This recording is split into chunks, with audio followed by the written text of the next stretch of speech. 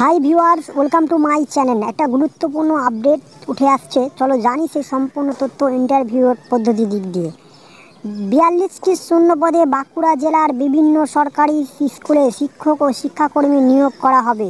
শিক্ষক নিয়োগ বিজ্ঞপ্তি প্রকাশ করা হয়েছে জেলার প্রশাসনিক ওয়েবসাইটে। কয়েকটি ব্লকের মডেল এবং নতুন ইন্টিগ্রেট সরকারি স্কুলে চুক্তির ভিত্তিতে কর্মীদের নিয়োগ করা হবে। নিয়োগ হবে ইন্টারভিউয়ের মাধ্যমে।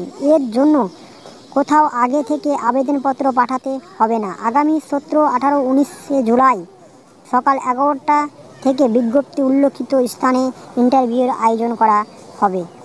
স্কুল ও শূন্যপদ: অতিথি শিক্ষক, গ্রুপ সি কর্মী, গ্রুপ ডি কর্মী পদ মিলিয়ে মোট শূন্যপদ রয়েছে 42টি। যে সমস্ত স্কুলের সংশ্লিষ্ট পদগুলিতে কর্মী নিয়োগ করা হবে সেগুলি হলো Ranibandh government model school, Hirabad government model school, Patrasayer government high school, Saltora government model school, Mejia government school, Chhatna government school. আরও রয়েছে কিছু তথ্যর সঙ্গে রয়েছে কিছু স্কুল। যোগ্যতা: শিক্ষকতা পদে আবেদন করতে হলে সরকারি প্রার্থীদের সরকারি সাহায্যপ্রাপ্ত সরকারি পৃষ্ঠপোষকতা চালিয়ে বা প্রাথমিক স্কুলের অবসর শিক্ষক হতে হবে। শিক্ষাকর্মীর পদগুলিতে আবেদন করতে পারবেন অবসর সরকারি কর্মচারীরা।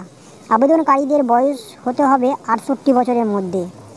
চুক্তির নিয়ম: সপ্তাহে 6 দিন কাজের দায়িত্ব থাকবে নিযুক্তদের।